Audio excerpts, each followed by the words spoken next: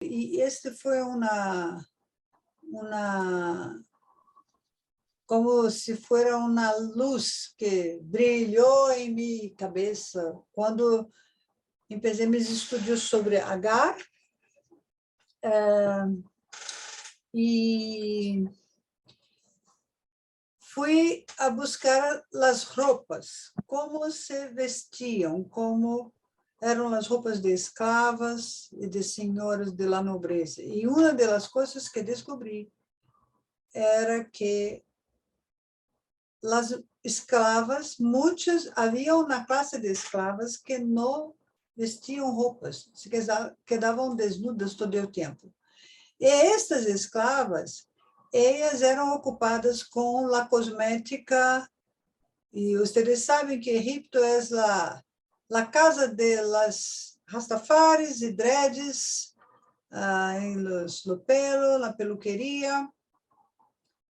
E elas eram as pessoas que faziam as tranças em los pelos de las senhoras. Las vestes de las nobres siempre tenía de los pechos fuera de la vestimenta y otro cubierto, pero las esclavas con todo el cuerpo descubierto o siempre del quadril para cima, para arriba, descubierto, desnudo. Entonces, había esclavas musicistas, mira que los pelos son lo que conocemos de las tranzas, y elas estavam, em geral, assim. Há uma outra assim, que hace uma configuração mais precisa das roupas. Então, elas vestiam roupas diversas, roupas transparentes,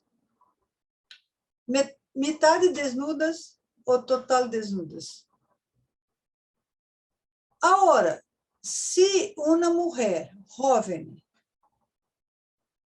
tem estes hábitos de vestimenta, de roupas, de uso de roupas, se uma mulher jovem esclava, possível como esta, é bem possível que Agar tenha chegado à casa de Abraão com este tipo de status etário, porque não havia a fase de adolescência na antiguidade. Se saía dos 12, 13 anos de idade para a fase adulta, porque já era fértil.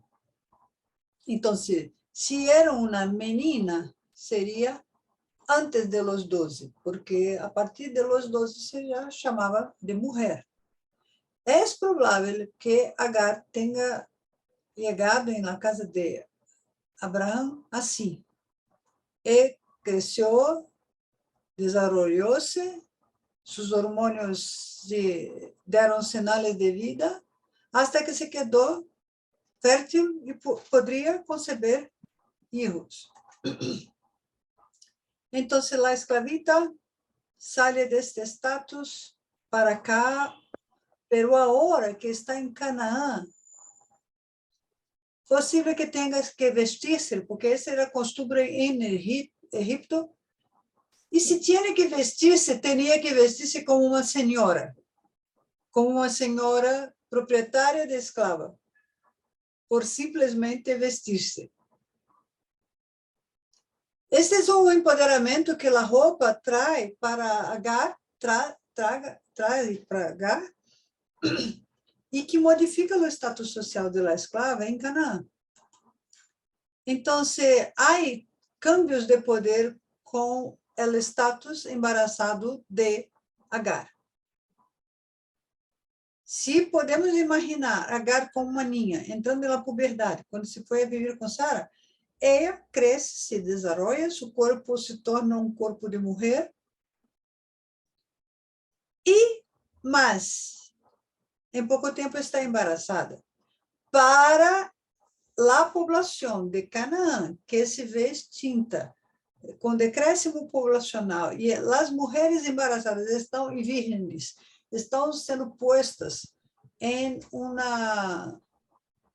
em um pedestal, num lugar de muito destaque na sociedade.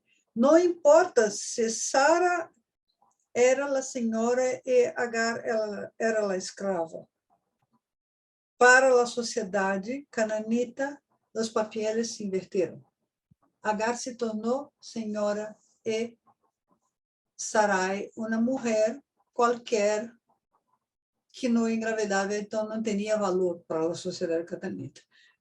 Mira que, se em Canaã é assim que se compreende a mulher, não podemos olvidar que tanto Agar, que vem do Egito, aunque seja escrava, ou se era uma filha de um faraó, vem de uma sociedade que trata mulheres de forma muito diferenciada de Canaã. Lo mesmo se dá com Sara. Vem de Mesopotâmia e de Arã, que está em Assur. A mesma coisa. A mulher lá tem mais poder do que em Canaã. Então, essa é a provocação que está nas entrelinhas, porque não é possível ver isto dito no texto bíblico. Pero quando se lê o texto com suspeita hermenêutica, nós logramos perceber que a questão da secundarização da mulher, a valorização, hipervalorização da mulher embaraçada, é uma coisa de Canaã. Então, o simples embaraço de Agar já é uma afronta para Sara. Porque alborota todos os pastores do clã de Abraão e também os habitantes de Canaã, que hipervalorizavam as mulheres que poderiam ter filhos, que não eram na realidade de Mesopotâmia ou Egipto. Então, há problema com as traduções bíblicas, porque dizem que quando, em Gênesis 16, estou a ler a Bíblia da editora Vozes, que diz que quando Agar percebeu que estava embaraçada, começou a mirar sua senhora com desprezo. É desprezo mesmo na palavra? Acho que sim. Pero no texto hebraico original, não é mirar com desprezo. Há juego de palavra e há artículo em Ribla 50 que escrevi sobre Agar, também em Ribla 48, que é pedacito do artículo que eu escrevi sobre imperialismo, e quando hablo de Agar, hablo pouco disso, pero em Ribla 50 mais, que o problema era el mirar. La forma como os ojos de la gente mirava a Agar por estar grávida, por estar embarazada. E esto era lo que hacía Sara se sentir desvalorizada. Não necessário que Agar mirava a Sara com desprezo, pero a forma como ele mirar entre Sara, Agar, a sociedade e tudo mais, entrava em ação para cambiar o status social da escrava. Sarai não tinha motivos para se sentir despreciada se o filho seria dela. Ismael era filho de Sarai, concebido por Agar, na lógica da Mesopotâmia.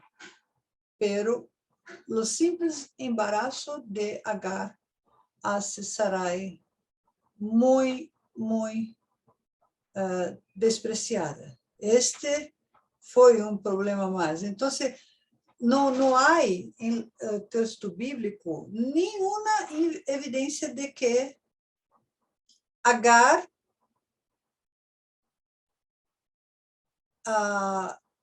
enojava Sarai de maneira proposital.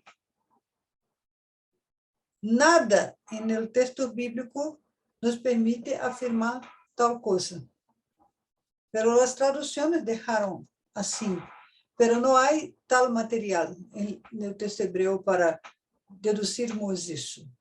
Pero o texto hebreu hace juego com as palavras, mesma forma que quando, em Gênesis 21, que vamos falar pouco agora, que Sarai mira que Ismael e Isaac estão em juego, dos hermanos. Pero ella não mira com buenos ojos esta amizade e decide separar os hermanos. De novo, não há evidência no texto bíblico de que Ismael hacía com Isaac algum tipo de brincadeira ou juego sexual, juego social, do tipo despreciando Isaac, nada disso. Nada disso. Não há sinal no texto hebreu para afirmar que Ismael despreciava Isaac. Muito pelo contrário, há juego de palavras porque Isaac significa riso, reír e riso. E o texto hebreu diz: e Ismael reía de lo risueño. Ou seja, poderia ser reía de algo que o niño Isaac estava haciendo, reía por divertir-se, poderia ser reía com Isaac, brincando, jogando juntos, se divertiam e riam juntos, pero não há sinal no texto bíblico de que o riso de Ismael despreciava Isaac. A los ojos de Sara, a amistade entre os hermanos não era buena e o problema era território, porque Ismael, o primogênito, poderia herdar o doble do que Isaac. Herdaria por ser o segundo hijo. Então, Sara tiene en su cabeza la preocupación por la herencia. La misma preocupación que Rebeca tiene cuando engana a Isaac para hacer Jacob como herdeiro primogênito em lugar de Esaú. Então, há conflitos subliminares entre lineares que não estão tão evidentes no texto traduzidos por nós outros, pero se é possível perceber quando leemos o texto hebreu. Então, são coisas que estão em las entrelinhas. O que hace Sarai excluir, expulsar Agar de casa é o medo de que os irmãos sejam muito amigos e que, por direito, Ismael tenha doblada herança e no Isaac, que seria seu filho. E neste sentido, quando Agar está embarazada e que é afrontada por sua senhora, ela escapa e no caminho do deserto, Deus se revela para Agar. Este é muito rico, muito lindo, porque poucos de nós outros nos damos conta que Agar foi a primeira mulher em la Bíblia, registrada em la Bíblia, que hoje, personalmente, Deus falar com ela. Nem mesmo Sara, quando os ángeles chegam e dizem que ela vai ter dentro de um ano terá um filho, nem mesmo aí, porque este episódio com os ángeles ocorreu depois do escape de Agar e de que Agar volvera à casa de Abraão, depois do nascimento de Ismael.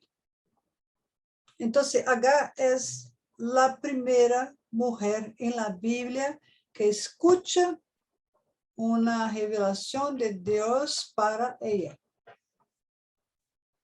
Nem mesmo Eva.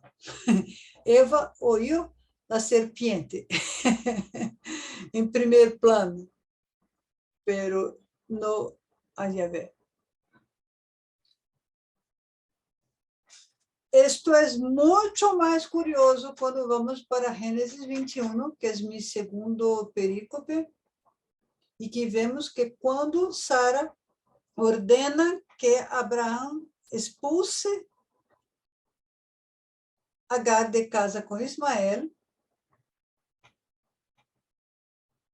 Abraão devolve o problema para Sara e disse: a escrava é tua, haz o que quieres, não vou meter-me nisso.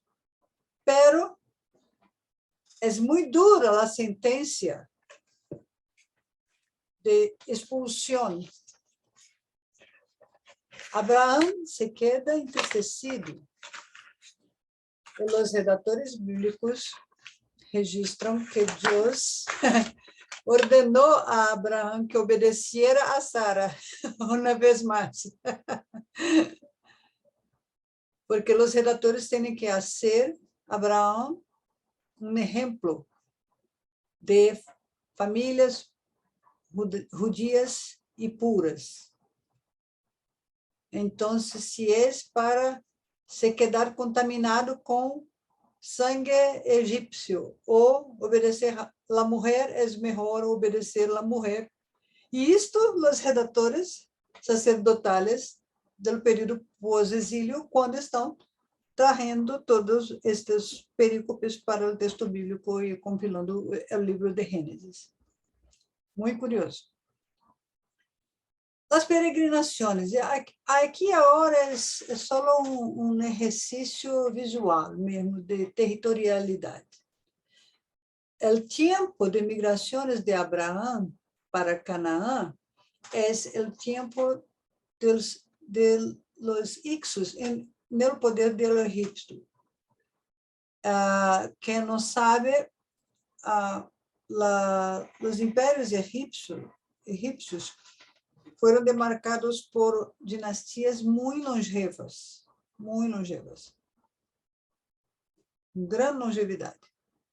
Pero houve alguns momentos na história do imperialismo egípcio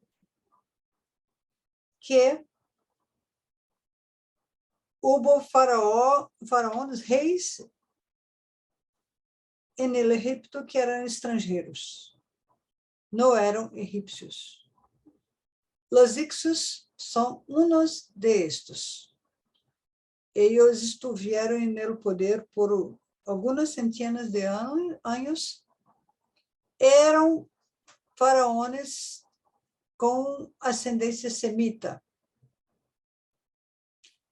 Então, estiveram acá. Quando o livro de Êxodo habla de que levantou-se no Egito um faraó que não conhecia José, é uma forma de dizer que a ascendência semita no Egito teria encerrado, teria chegado ao fim. Porque depois de los Ixos, ressurge no Egito um império muito forte, chamado Nuevo Império Egípcio, que estava no poder quando Israel sai do Egito. O faraó Ramsés II foi o rei mais importante desta dinastia do Novo Império Egípcio. E, detalhe importante, não foram estes faraós que construíram as pirâmides. As pirâmides do Egito foram construídas 1000 anos antes por el primeiro grande império egípcio.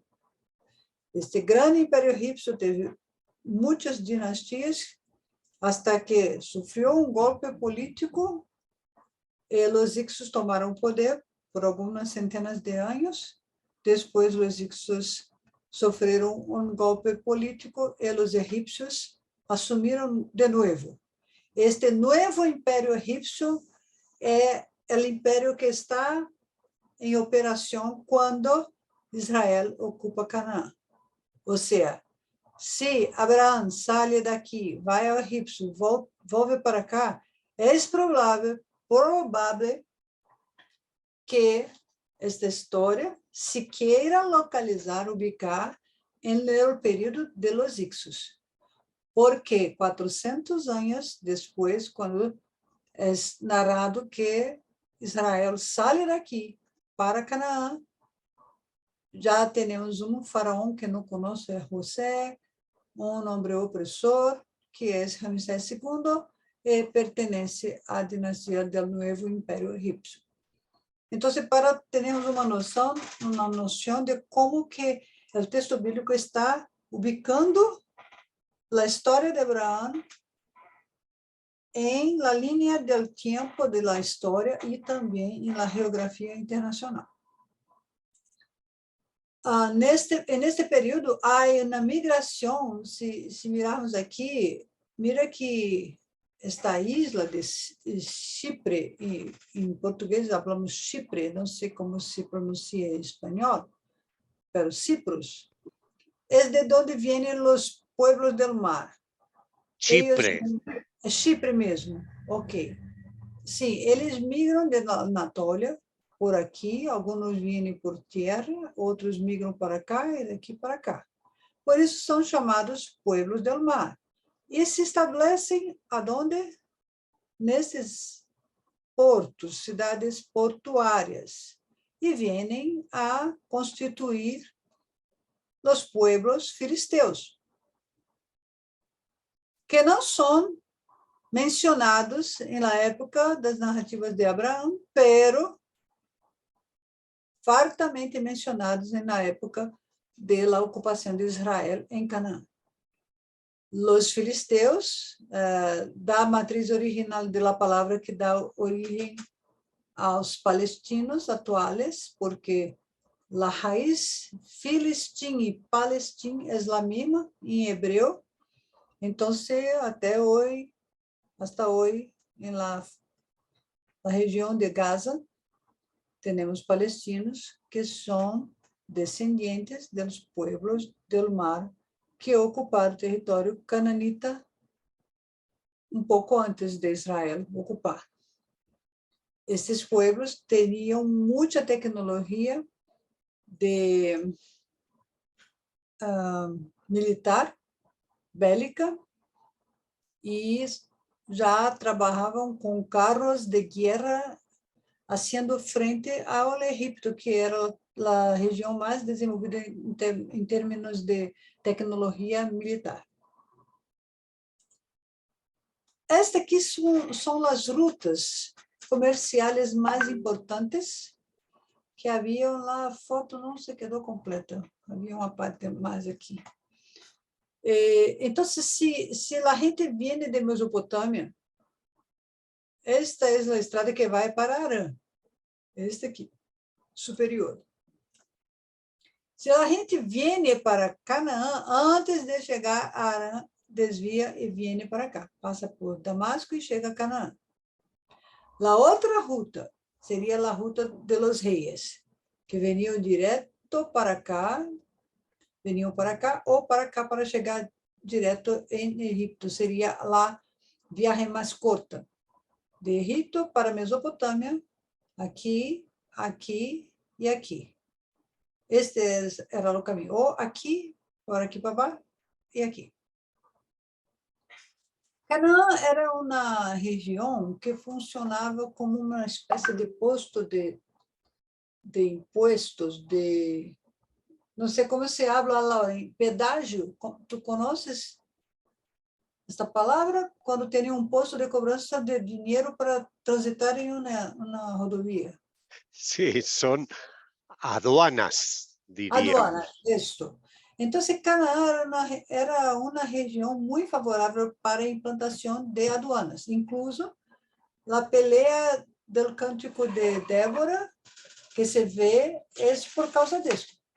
Las rutas desviaban del camino porque como nosotros hoy, si hay una estrada con aduana y otra sin aduana, vamos pasar pela sin aduana, aunque sea el camino más largo o más longo, pero no queremos pagar aduana para transitar en una estrada. Esto también ocurría en esta época. Então, se mira que Canaã não é essa região onde Abraão se estabelece, nadie passa por aí. Por isso, era uma região pouco favorável para se construir uma nova vida. Terá deveria estar pouco louco quando saiu de Mesopotâmia com intenções de vir para cá. Talvez por isso desistiu e se quedou em Harã, que era mais ao norte e mais desenvolvida.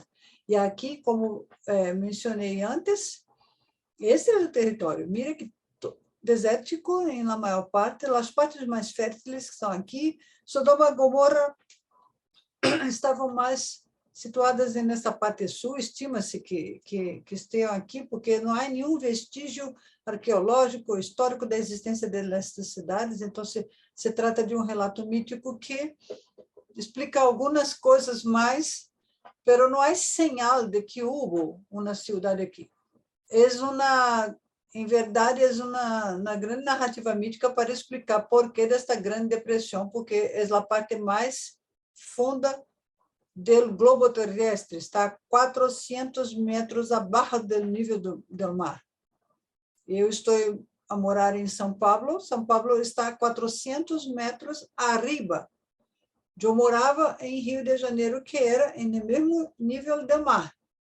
Agora, pensa que tu moras e vives em um buraco de 400 metros abaixo do nível do mar. É muita coisa. Então, a região acá é muito llena de sal, enxofre, e outros elementos químicos que desertificam, tanto que é um milagre que Israel haga plantações em regiões desérticas como Negev, Berseba, e outros lugares, pois lá o território não é favorável. Toda a região que depois se tornou província de Judá é alta, muito alta. Pero Jericó, onde o pueblo atravessou, era bem baja. O vale, o Rio Jordão, por aqui. Esse como se chama vale em espanhol? Valle. Vale mesmo, ok. Vocês veem que meu espanhol escapa. E por acá, é um mapa que faz resumo de las caminadas de Abraham desde que sale de Ur, com seu papá, com seu irmão, com seu sobrinho e com sua esposa, como vocês mencionaram durante o tempo que estiveram lendo atentamente o capítulo 11. Então, saem daqui, grandes capitais, para esta linha roja, hasta Harã. Aqui se quedam. Se quedam muitos anos lá. Provavelmente mais de 20. Então, quando Terá morreu, que é daqui que Abraão recebe seu chamado para vir para cá. Ele disse que ele vem e se estabelece em Siquém, na região de Siquém, entre Betel e Ai. Depois, teve que ir ao Egito por causa da hambre e quando vuelve, não vuelve para o mesmo lugar. Vuelve para Beersheba, que é muito mais ao sul. Certo? Pero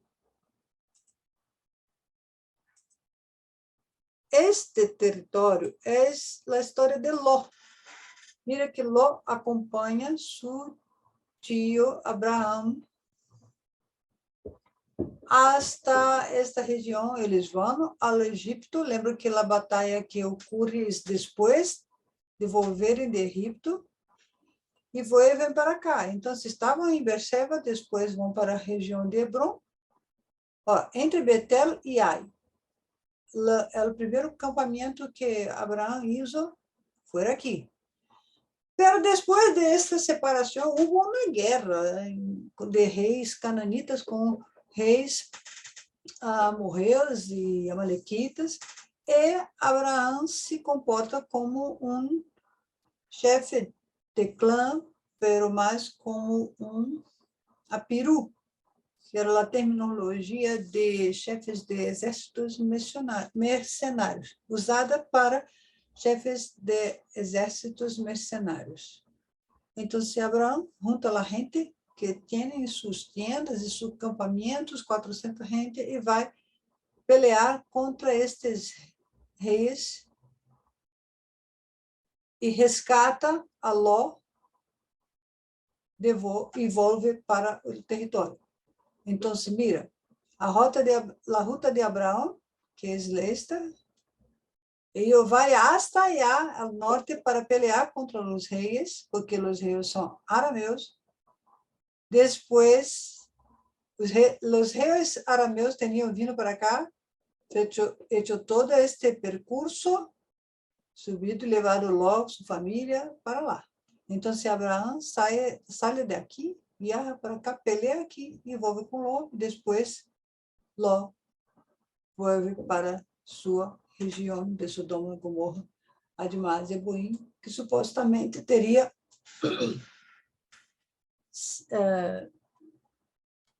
seria aqui sua ubicação. Então, em la história de Ló, temos rutas bem distintas. Desde que Ló vindo para cá, Abraão começa sua peregrinação. Já tinha vindo de cá, foi ao Egito, voltou do Egito, veio para Hebron, foi para Mate, depois para Beersheba. Não estou logrando mirar os nomes das cidades. Espera, eu vou ampliar por aqui.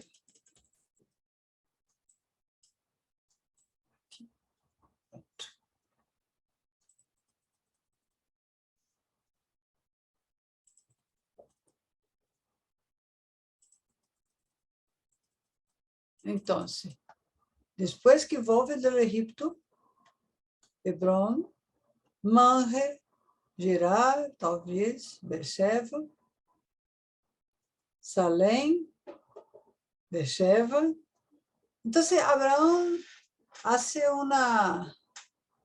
uma costura de rutas aqui. Está peregrinando, é um pastor, tem rebanhos e tem seu ganado necessita comer.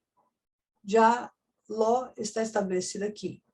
Por isso, afirmei a questão da possibilidade de Ló ter intenções de não lograr mais trabalhar, ou não ter intentos de trabalhar como pastor mais. Porque todo o caminho que Ló faz é um caminho propício para a agricultura, não para pastoreio de ovelhas e de ganado pequeno, porque necessita de estepes, lugares altos, com escarpas montanhosas para se estabelecer. Então, o que miramos destas caminadas, da peregrinação, tanto de Abraão quanto de Ló, é que a cada cidade onde param, onde acampam, onde se estabelecem, ocorrem mudanças na forma como a família vive. Se está em Canaã, Sara é despreciada por la sociedade por não poder ter hijos. Há mudanças de poder dentro da família. Se saem de Canaã, vão para Egipto, e Abraão mente para Faraó. O Faraó se sente no direito de tomar lá, irmã de Abraão como uma das mulheres de harém. Tudo bem, tranquilo. Hasta que Abraão possibilita uma peste, uma pestilência na casa de Faraó por causa de sua mentira. De novo, a família sofre interferências de los cambios de lugares, cambios de cidades, países, onde a família está migrando. Se vuelve para Hebrón, então a região de Berseba tem que fazer pactos com Abimeleque. Se vão a fazer resgate, se vai fazer resgate de seu sobrinho, que está cativo com os reis arameus, e vuelve, presta um tributo ao rei de Salém, que é Melquisedeque, modifica a teologia de Abraão. Então, o que quero apontar é que, conforme estamos peregrinando, vamos cambiando. Vamos cambiando porque a cultura do local para onde vamos exige cambios. Novos modelos mentais são desafiadores para nós outros. Nem sempre queremos ceder, queremos concordar, pero estamos em peregrinação. E um dos conflitos, por lo menos acá em Brasil, que é muito forte, é que o radicalismo religioso de acá está agonizando. E por estar agonizando e não ter sucesso em percorrer ou criar uma ruta de misericórdia, de compaixão, se estabelece mais radical. Não sei se o fenômeno do fundamentalismo religioso é tão forte em Latinoamérica como é aqui. Aqui está uma coisa impossível. Pero tenho relatos de amigos que estão em outros países da América Latina que também fazem sinais de que há também o mesmo movimento. O problema do fundamentalismo, seja qual for, é que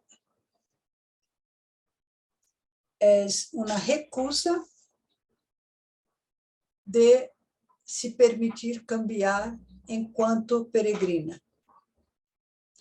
E nós outros somos peregrinos nesta terra.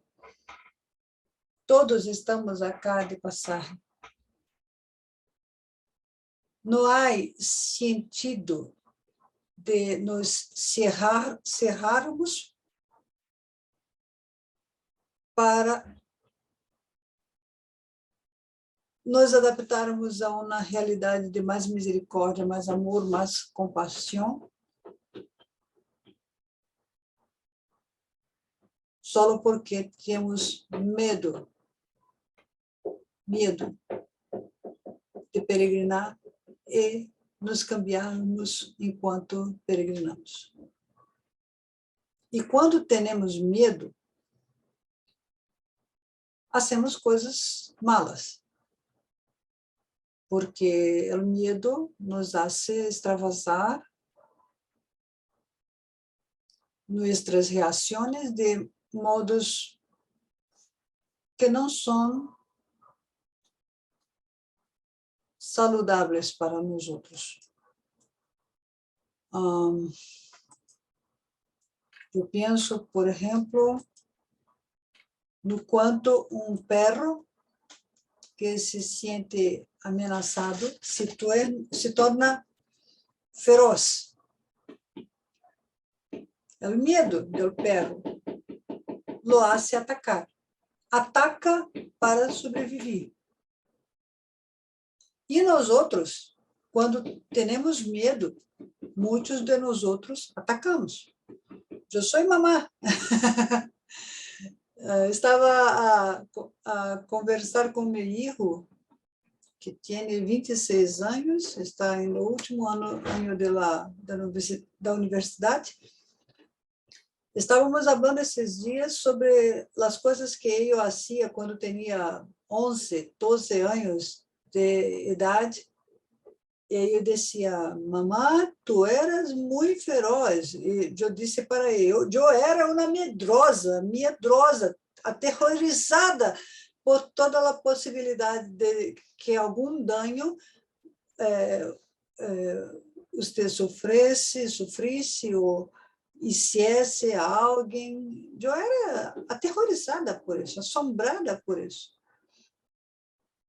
Então, temos que mirar agora se nossos caminhos de peregrinação têm nos ensinado a sermos gente mais flexível, mais amorosa, mais sensível, mais misericordiosas, ou se a peregrinação nos está tornando gente mais endurecida, raivosa, rabiosa, isso. Rabiosa, endurecida, inflexível, autoritárias, controladoras. A caminhada tem o potencial de fazer as duas coisas com nós outros. Pero o processo do que vai a ser nossa resposta ao caminho que estamos caminhando, somos nós outros que escorremos. Então, sempre temos a oportunidade de escolher um caminho endurecido, embrutecido, ou um caminho de amor e de misericórdia. E, para o terceiro turno, que quero falar sobre novos começos, eu quero fazer um panorama com toda a gente que estiver presente e perguntar o que estamos estudando agora nos propõe como atitudes que necessitam ser cambiadas para novos começos, de lo que seja, um novo projeto, uma nova comunidade, um novo grupo de estudos bíblicos, uma nova ação, atividade pastoral, uma nova família, um novo emprego, um trabalho, o que seja. O que essas lições de peregrinação da família de Abraão nos ensinam sobre a caminhada? Como puedo caminhar em direção a um novo começo que terei que enfrentar em pouco tempo? Porque a pandemia não cambiou o mundo de ponta cabeça, porque o mundo é redondo, mas não deixou a todos nós outros de ponta cabeça. Muitos de nós outros estamos tendo que reempezar a vida. Total. As catástrofes climáticas, acá em Brasil, primeiro semestre foi uma coisa terrível. A cada mês havia uma inundação em um lugar e milhares de pessoas se quedavam sem casa, sem suas coisas. Y ahí, ¿cómo quedamos con los desafíos de lo que la caminada nos propone? Uma coisa muito linda de se ver, principal em Abraão, embora tenha sido o opressor de Faraó, pero es que Abraão desenvolve, desarrolla em sua caminhada uma resiliência enorme. A capacidade de adaptação de Abraão, por lo menos lo que o texto bíblico nos permite mirar, é muito impressionante. É muito impressionante. A capacidade que ele tem de fazer amistades onde para, onde acampa, onde se estabelece, de crescer em aquilo que está fazendo, prosperar em lo que hace. E mesmo quando mentiu, e que se quedou rico por causa de uma mentira, quando volta a Canaã, sabe estabelecer pactos com reis que estão no território, que foi o caso de Abimeleque. Sabe como costurar alianças, não mais com mentiras, mas agora com relações de fidelidade. Uma grande resiliência. Saiu do Egito expulso. Por favor, por amor de tu Deus, sale de minha terra, porque não te quero mais aqui. Desapareça de minha presença. Este foi o que o faraó falou para Abraão. Mas agora, quando chega em Canaã, está estabelecendo aliança com Abimeleque. Isto é curioso. Não é o mesmo homem. Então, Abraão aprende muito durante sua peregrinação. E que isto nos interpela, que nos pergunta o que tenho aprendido durante minha peregrinação sobre os novos começos que eu tenho que fazer em situações, áreas diferentes de minha vida. Esse será nosso desafio para o conversatório, ok? Pero agora ainda temos alguns minutos e podemos falar sobre o todo que já aprendemos até aqui. Então, Catita, como conduz esse momento de últimos minutos aqui, 30 minutos, 5, Lilia, 40 minutos? Sí. creo que sería interesante, muchos de los presentes son migrantes, tienen familia migrante, han enfrentado situaciones duras, han perdido seres queridos en la ida hacia estos países en los que esperaban una vida mejor. Sería bueno escuchar algún eco de este transitar migrante, de este caminar migrante hoy. Ecuador es un país de migrantes. Sería bueno escuchar. A ver, Catita. Sería perfecto. Sí, perfecto, dice Lilia. ¿Escuchamos algunos testimonios? Sí, sí. Claro. Tenemos 35 minutos, ¿correcto? Entonces, yo no sé cuántas de las personas, de las 90 y tantas que están acá, experimentaron esta situación que Padre Lauren mencionó, pero sería muy rico para nosotros si pudiéramos oír estos pequeños testimoniales, los cuantos dieran en 35 minutos, pero la gente tiene que ser objetiva, bien asertiva. Y si puede, podemos, la gente que tiene interés de compartir, por favor, alza a manita para que saibamos e podamos controlar a duração para cada um. Eu tenho para aprovechar, sí. a ver, una experiencia muy fuerte. Aquí entre mis amigos les he aconsejado, no vayan a España, aquí se vive mejor, y no me han hecho caso. Después de 5 o 10 años han vuelto y me han dicho, gracias a Dios que no le hicimos caso, Padre Lauren. Sufrimos allá, pero nos acogieron bien. Hoy tengo una nueva casa aquí en Ecuador he regresado y disfruto del sacrificio que hice allá y ahora estamos muy bien acá. Claro que no hay trabajo, estamos luchando. Bueno, me equivoqué aparentemente. Yo voy a hacer una cosita para nos ayudar. Yo tengo ustedes no, espera, un poquito.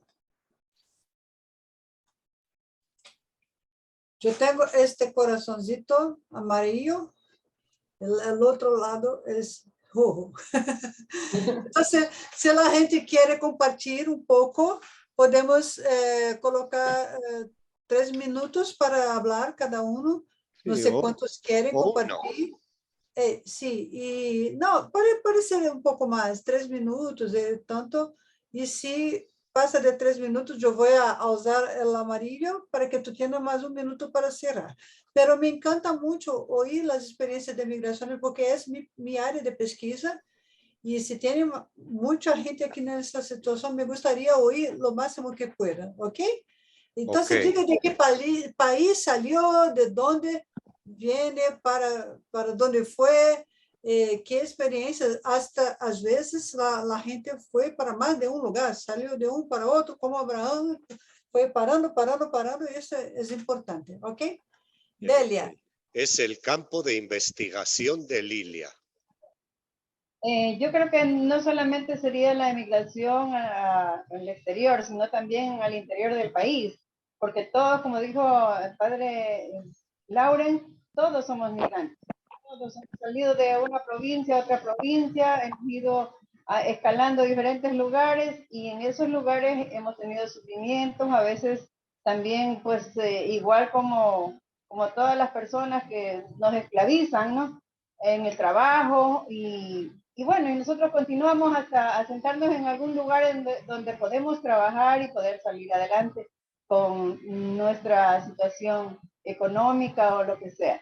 Pero la migración es terrible porque en el lugar donde uno vive, sabe cómo vive y cómo puede estar bien.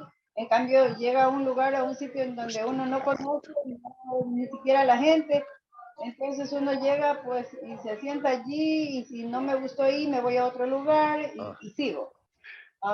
Yo pienso que la migración a cualquier nivel es muy, muy estresante, muy no acogedora porque nadie nos acoge en ningún lado, en ningún lugar. Es peor en los países europeos o en Norteamérica. Yo veo que ahí tengo familia que han sido maltratados.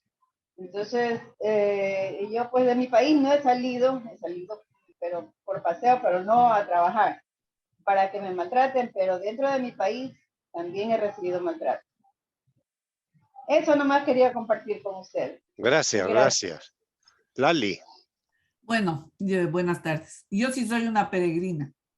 Emigré a Estados Unidos muy jovencita. He vivido la mayor parte de mi vida aquí en Estados Unidos, en Nueva York. El peregrinar no fue fácil, porque abandonar la tierra de uno no fue por necesidad, fue por novelería, diría mi mamá. No fue fácil, pero tampoco fue imposible. ¿Y por qué no fue imposible? Porque siempre estuve asida de Dios y siempre pensaba que Él me iba a llevar a donde yo no había conocido.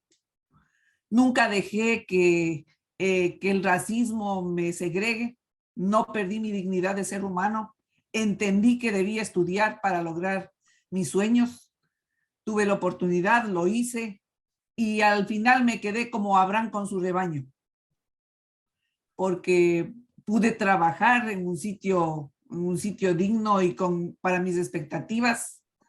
Fui maestra para el Departamento de Educación de la Ciudad de Nueva York por 36 años. Fue difícil estudiar en otro idioma, lo que a todo el mundo le toma una carrera 4 años, a mí me tomó 7. Fue difícil hacerles entender que hablaba con acento, pero no pensaba con acento. Fue difícil escalar, Pero al final, bueno, subí hasta el tope del Totem Pole. Y le agradezco a Dios porque fue mi fe en Dios lo que me mantuvo. El pensar que debo actuar con dignidad, actuar de acuerdo a lo que mis padres me enseñaron, no dejarme llevar de la corriente que había aquí en los años 70 cuando yo llegué. Entender que no era todo ahorrar, guardar para comprarme la casa, sino era formarme como un ser humano productivo, como un inmigrante que puede establecer la diferencia con otros inmigrantes. Y Dios me dio la oportunidad de poder, sí, ayudar a otras generaciones que como yo venían cargados de sueños. Y he tenido la oportunidad de ubicar, tuve la oportunidad de ubicar estudiantes en universidades de alta categoría, pero nada fue fácil. Fueron muchas noches de llanto, de frustración, de no saber quién me puede ayudar con las tareas que tenía que hacer, con los trabajos que tuve que realizar, porque empecé de cero. Y como algún hermano mío me comentaba una vez y me decía, de la nada hiciste la limonada. Y así fue como, y así fue como hice y aquí me tienen. Siempre ecuatoriana, pero triunfante, con Dios adelante. Gracias, Lali. Misioneras Lauritas de Pifo, este grupo de jóvenes, chicas, jóvenes.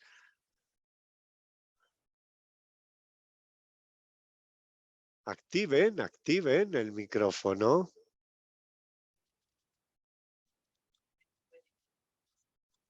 No pueden. Ya, listo, es que no podía antes.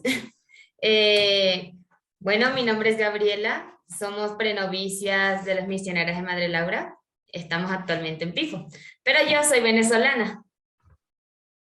Y bueno, ya ustedes ya conocen un poco la experiencia de los venezolanos en muchas partes del mundo, ¿no?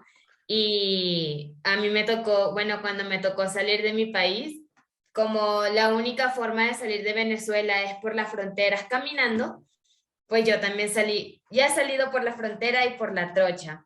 Y esta vez que ya me vine a la formación como tal, al salir de la frontera, uy, no, yo me sentía, la verdad me sentía como que me estuviera desprendiendo una parte de mí, dejando una parte de mí atrás, porque claro, ya uno al salir de su país, de su zona, ¿no? Ya parte a otro lugar donde son otras experiencias, otras personas, otra cultura, y yo me sentía, o sea, muchos venezolanos parten de su país y dicen, vamos, con las expectativas de ir a conocer, y yo estaba, ay no, qué miedo, me daba mucho miedo salir de mi país. Llegué a Colombia, estuve un tiempo en Colombia, y luego llegué aquí al Ecuador. Entonces, los meses de adaptación y todo esto, para mí fueron muy, no frustrantes, ¿no? Pero sí fueron como de mucho miedo, de mucha incertidumbre, porque sí, son países, bueno, no del todo parecidos, porque el caribeños a los andinos, bueno, sí hay diferencia, ¿no? Pero sí tienen muchas costumbres, muchas cosas que donde se parecen, hay muchos, y sobre todo porque somos humanos y somos hermanos, ¿no? Entonces ahí, pero luego hablaban y hay algunas cosas que decían distintas y yo así, uy, ¿qué dijo? O las comidas, comer cuy, en Venezuela no se come cuy. Y me sabía raro eso. Y así muchas cosas. Y también mi familia, ¿no? Saber cómo ellos han salido del país y sí, a algunos les ha ido muy mal, a algunos les han ido muy bien, a algunos les han tratado muy mal al principio y luego después ya poco a poco se van familiarizando. Y cuando usted hablaba de todo esto, de la transición, todo el peregrinaje de Abraham, yo me imaginaba cómo salía mi familia de mi país buscando un nuevo futuro, nuevas formas de tener dignidad, de tener más fuerzas, tanto económica, social y de todo, ¿no? Para su familia, para sostener a sus hijos y todo esto. Y el salir, dejar una parte de sí atrás, yo decía, después de que uno sale y vive la experiencia, verdaderamente uno entiende a todos estos hermanos, uno entiende como que más este texto bíblico, porque yo creo que si no tienes la experiencia, lo entiendes, pero no se vive. Y cuando le estaba hablando, yo sentía como más vínculo con este texto bíblico, y de verdad que para mí fue muy bonito. Gracias. A ver, Felicité.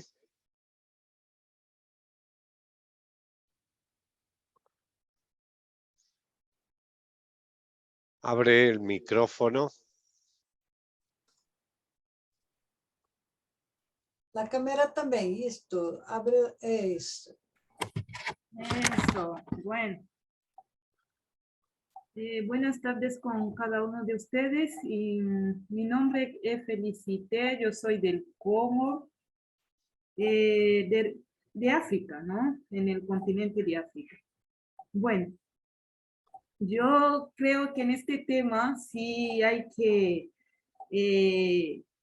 hablar, vamos a hablar de muchas cosas, ¿no? Y de las cosas que ya conocemos. Pero a mí me alegra mucho de saber que cada uno de nosotros o cada uno en el lugar donde está vive la misma situación, siente el mismo dolor, quizás sin salir o saliendo de su país. Y yo me hago la pregunta que siempre he dicho, a veces como que miramos las cosas lejos, ¿no? Que está por allá, pero no lo vemos en nosotros, cerca de nosotros, ¿no? Antes, cuando se hablaba de la migración e inmigración de los africanos afuera, pensaba que no había agua, no había comida, no había que no sé qué. Entonces yo me pregunto, ¿qué hacen los americanos fuera de sus países si tiene todo? Entonces, la inmigración no se trata tanto de la falta de las cosas. Se trata de la dignidad, de la realidad que uno vive. No, uno no se inmigra porque le da la gana. Entonces, desde esa realidad, yo creo que yo soy migrante aquí. Yo puedo responder muchas preguntas, pero a veces, mil disculpas, y al mismo tiempo me río. Me río de muchas personas, sí, me río. No, no porque, no porque no saben lo que hacen o lo que dicen, sino porque ignoran la realidad. Entonces, el hecho de salir en su zona de confort no es fácil. No es fácil. Yo soy misionera, yo salí de mi país legalmente. Yo no salí como inmigrante para ir a buscar una nueva, no, yo salí como misionera. Y a veces yo siento que me hace falta mi familia, me hace falta mi país, mi cultura, mi tradición. Y cuando hablamos de este tema que está hablando de Abraham, de Génesis que hemos leído, yo siento la misma situación que ellos quizás vivieron. Y entonces ahora yo me pregunto, ¿cómo serán los que salen ilegalmente? ¿No? Que no sabe dónde va a llegar, quién le va a coger, quién le va a dar la mano. ¿Qué situación vive? Yo aquí estoy bien, yo tengo mis hermanas que me reciben, me va a dar el techo, voy a dormir, voy a comer. Entonces, tenemos que abrir nuestra mente y nuestros corazones, no quedarnos viendo la realidad de la inmigración desde un punto. No, como decía el profesor ayer, cuando se trata de los grupos que son grupos donde el poder, los que están encima tiene riqueza que tienen que sacar de ahí, ahí saca toda la película afuera, ¿no? Pero cuando se roban a los africanos nadie dice nada. Ahora todos estamos en la pantalla, pero ¿quién sabe de dónde viene esta pantalla? ¿Cuántos de los africanos han muerto por su riqueza, saben? Pero somos los primeros a criticar y no saber la realidad. Y eso es un punto que todos, yo sí les invito, tenemos que orar. orar y hacernos partícipe en esa realidad. Porque no es que uno sale porque le da la gana o porque hace falta la cosa. Hay cosas, pero tiene que salir para merecer el respeto, la dignidad y el valor y continuar la vida. Muchas gracias. Gracias, Felicité. Su testimonio es muy importante para mí porque tengo ya trabajado con la cuestión de la opresión del trabajo de los congoleses con la cuestión de la exploración del coltrán. Esa es una cosa que me preocupa mucho porque la tecnología mundial, global, se construye con material que es extraído de su país con la exploración de la gente en niveles absurdamente opresivos, fatales, asesinos. Y la gente ignora. Yo comprendo muy bien lo que tú haces, y incluso tu reíso, porque es, así es. Yo te digo que recibo tu sonrisa con reverencia, porque entiendo lo que tú... No puedo entender con mi cuerpo, pero la presión de la exploración imperialista sobre la economía de tu país y de tu pueblo me corta, me quiebra el corazón. Gracias por tu testimonio. Muchas gracias. Gracias. Vamos a escucharle a doctora María del Socorro, por favor. Ay, Katy, ¿cómo estás? ¿Me estás escuchando? Sí, pero no te vemos. Queremos Sí, mirarte. yo estoy observando eso, que no me estoy viendo. No sé por qué será. Katy, yo te escribí al chat todo mi testimonio, pero te lo digo y se lo transmito a Lilia. Sí, yo también fui inmigrante, mi familia igual, pero en una situación como Lilia. Pues yo terminé mi profesión en Colombia, ejercí en Colombia y después me fui a trabajar a distintas partes y gracias a Dios tuve muy buena acogida, me gané los espacios por concursos de mérito, fui catedrática universitaria en la Facultad de Psicología de varias universidades, pero siempre le queda a uno ese gusanito de su país, por más amistades y por buen trato que uno haya recibido y buenas relaciones, uno extraña mucho su tierra. Tú no te imaginas cómo me sentía cuando escuchaba el himno nacional de Colombia en esos países. Yo lloraba, me sentía chiquitica hasta cuando en 1984, con ya mis hijos grandes y mi esposo, decidimos regresar a Colombia. Acá seguí ejerciendo, me pensioné en el 2005 y seguí peregrinando, pero por distintas ciudades de Colombia. Actualmente vivo en Zipaquirá por asuntos cardiológicos porque estábamos viviendo en Chiquinquirá, pero allá todos los exámenes eran para Tunja. Entonces nos quedaba ya muy difícil y por la edad. Entonces desde el 26 de mayo de este año estamos acá en Zipaquirá y todos mis análisis cardiológicos me los están haciendo acá, porque ya tengo 73 años y lo más probable es que me tengan que colocar un marcapaso. Y siempre como Lali he tenido a Dios por delante y Él nunca me ha dejado. Ese es mi testimonio que te lo escribí por el chat y muchas felicitaciones para Lilia y siempre mi agradecimiento para todo el equipo del Centro Misionero del Verbo Divino. Gracias. Gracias. Muy sentida, doctorita, gracias. Vamos a escuchar entonces, ¿seguimos, Lilia? ¿Sí? Listo, vamos con Glenda. Glenda quiere hablar. Glenda. Sí, la Katy no me ve. Bueno, yo creo que hay distintas peregrinaciones, unas voluntarias que tomamos decisión, como la experiencia que nos compartía Lali y otras hermanas, y otras forzadas, como la que nos compartía también, nos hacía invocar Felicité. En esas voluntarias, yo creo que, como también decía Lilia, obedecen las peregrinaciones bíblicas en función de varias circunstancias.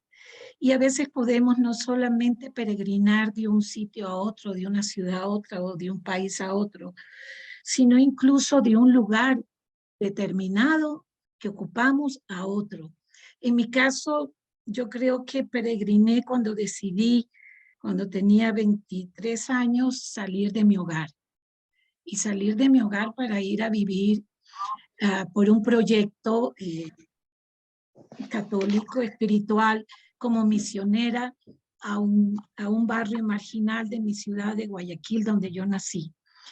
Y mi peregrinar en ese entonces fue muy duro porque salir una mujer, por eso lo quería compartir, salir una mujer de su casa sin casarse era muy mal visto en ese entonces.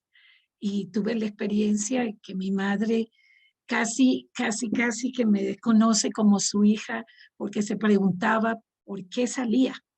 Si todas tus hermanas han salido de la casa casadas, ¿por qué salir? Son las monjas comunistas que te lavaron el cerebro y que bla, bla. Entonces, ese peregrinar de género también, ¿no? Quería compartirlo, de salir de un lugar porque en el medio, pues, las mujeres no tomaban esa decisión, era más común en hombres, y fue un peregrinar de mucho aprendizaje, ir a compartir la vida en un barrio marginal. Se unieron 3, 4 amigas y formamos muchos proyectos importantísimos. Y bueno, y así sucesivamente. Pero también una de las cosas que en el peregrinar he podido constatar es cuando dirigía un programa del municipio de Quito que se llamaba Casa de Movilidad Humana, y ahí descubrí bastante fuerte que el peregrinar forzado por guerras, por conflictos, por situaciones de injusticia social, es un peregrinar donde se altera todo tu proyecto de vida. Y lo que se pone en juego ya no es simplemente el crecimiento personal que uno puede tener con ese peregrinar, sino también ese dilema de cómo reconstruir un proyecto de vida. Entonces, quería señalar eso como para compartir, Lilia, y compartir también que siempre en todo desplazamiento de alguna manera es dislocarnos, ¿no? Dislocarnos, descentrarnos, y eso implica indudablemente una resiliencia, que es cómo enfrentar esos desafíos, ¿no? Creo que la pandemia y el cambio climático son los nuevos desafíos que también se nos presentan fuera de todo esto, porque con la pandemia, con el cambio climático va a haber mucha migración. Terriblemente, uno de los pronósticos es de los grandes flujos o diásporas migratorias que van a haber en el mundo y que se están